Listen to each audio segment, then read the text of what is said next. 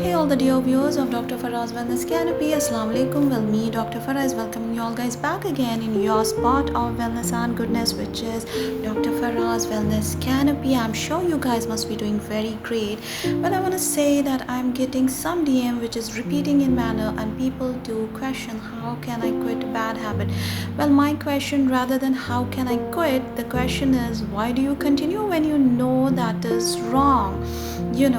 I'll relate it with a very logical example. When you touch a hot iron, do you need any motivational video or someone to tell you take a challenge and remove your hand? Of course not. Medical science call this as an avoidance response. As soon as the brain perceives this is harmful, you take yourself away from that. So why not from the bad habit when you know that is bad?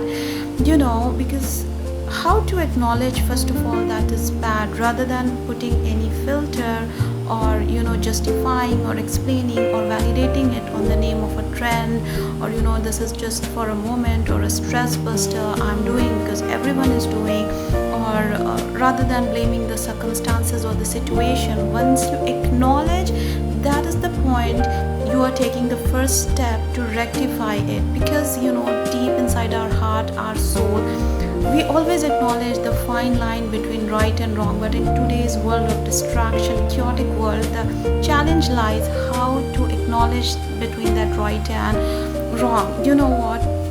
The famous philosopher Sir Socrates has said an unexamined life is not worth living. So make it a habit to examine yourself rather than putting your nose in someone else's affair.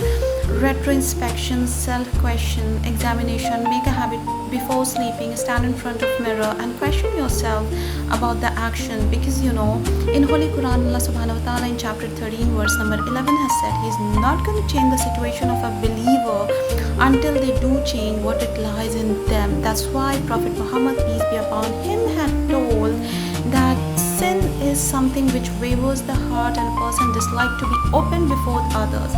So when you dislike this to be open before others, why don't you ponder that Lord of the Lord, the divine, the supreme is watching all your action.